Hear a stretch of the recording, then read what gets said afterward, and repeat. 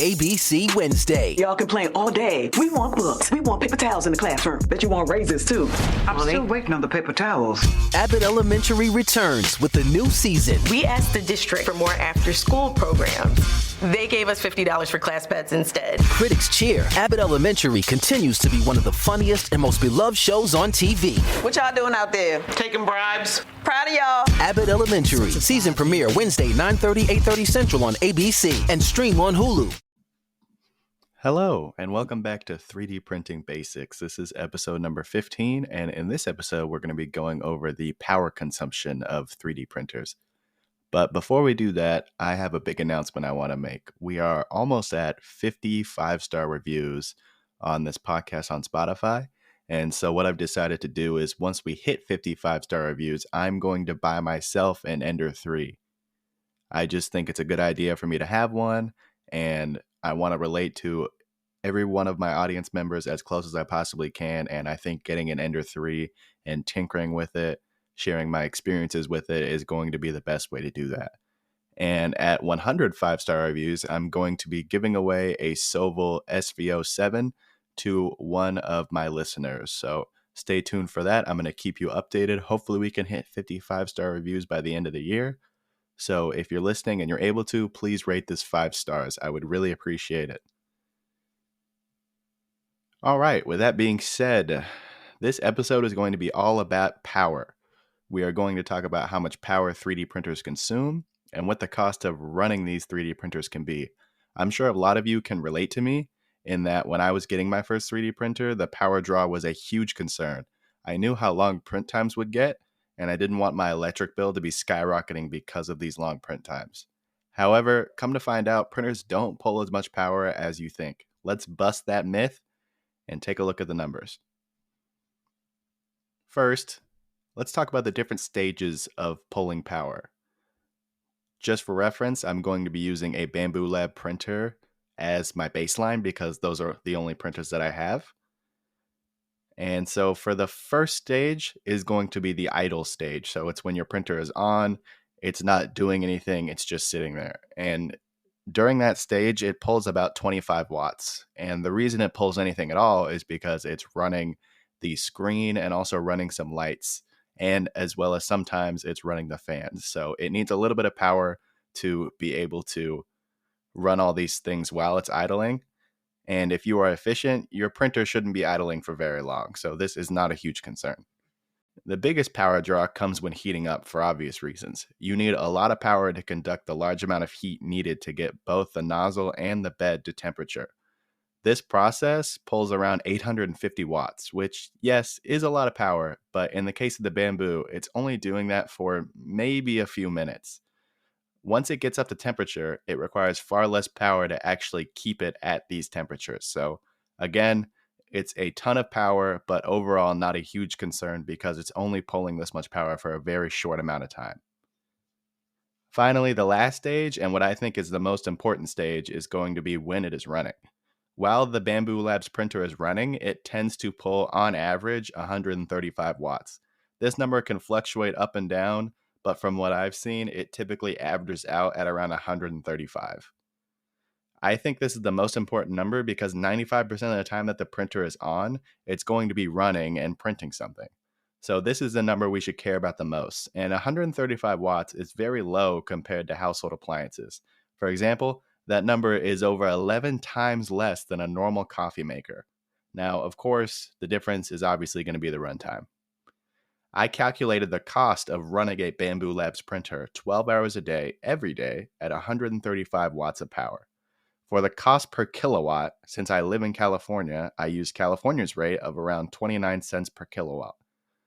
All this calculates out to be around $14 per month for just one printer, which is only about a 12% increase from the average California electric bill of $170 per month. So when I ran these numbers, I was honestly very surprised. I was expecting a 30 to 50% increase from just the one printer, just because the long run times and it being on almost half the month. But I will absolutely take $14 a month. Something to think about for us beginners is that it is very, very unlikely that you will be running your printer 12 hours a day all month long. chances are it's probably difficult to reach even half that number. The reason I chose this number is because I wanted to pick something that was on the higher end to sort of give you the maximum number that you're probably going to be reaching while you are in the beginning stages of 3D printing.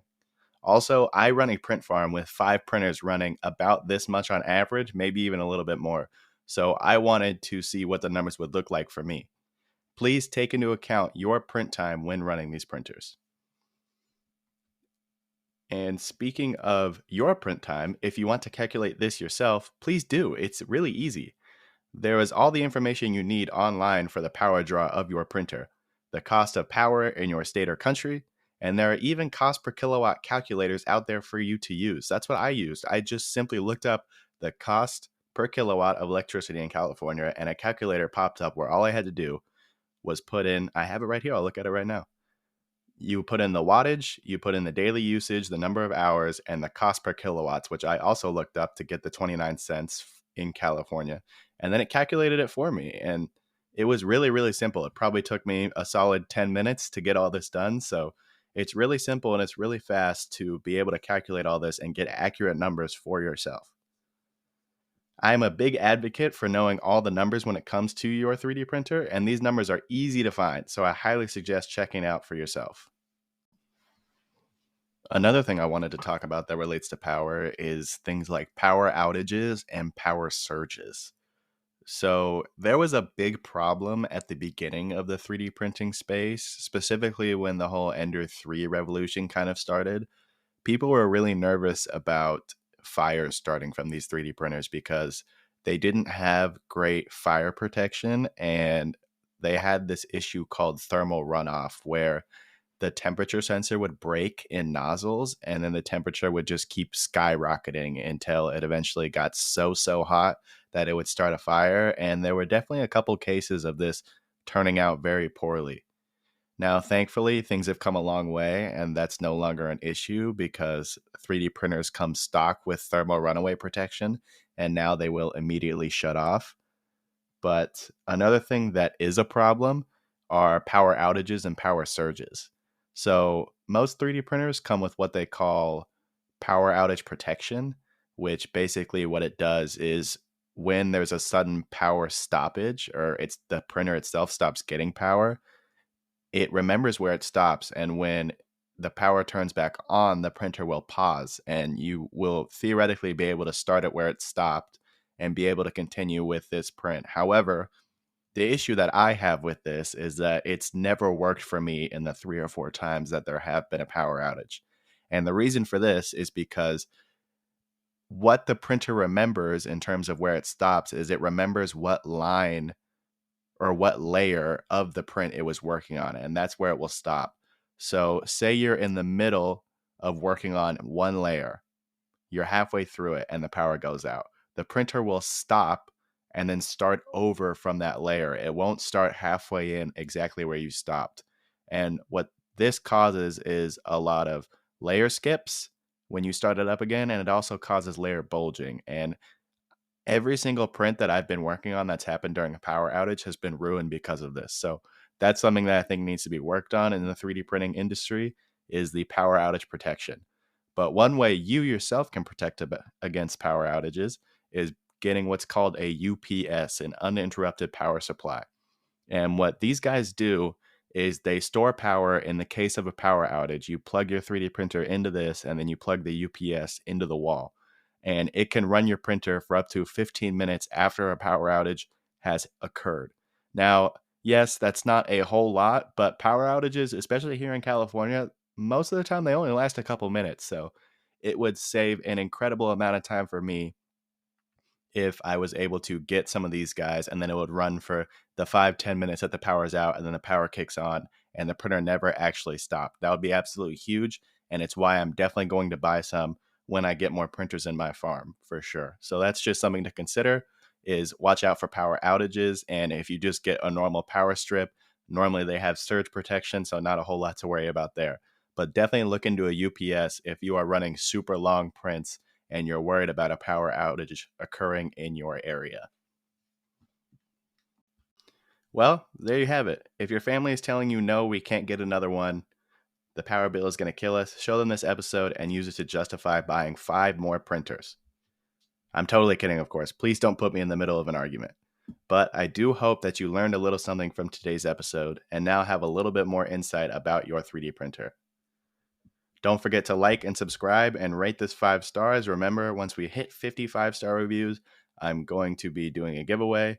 I'm sorry for this episode being a little bit shorter than my normal episodes. I've been very busy around the holidays and haven't had as much time to put into this podcast, but I still really appreciate all the support. I'm getting tons of messages. I'm getting a lot of good reviews, and I just really appreciate everybody taking the time to listen to this podcast. So thank you for listening, and I'll talk to you next time.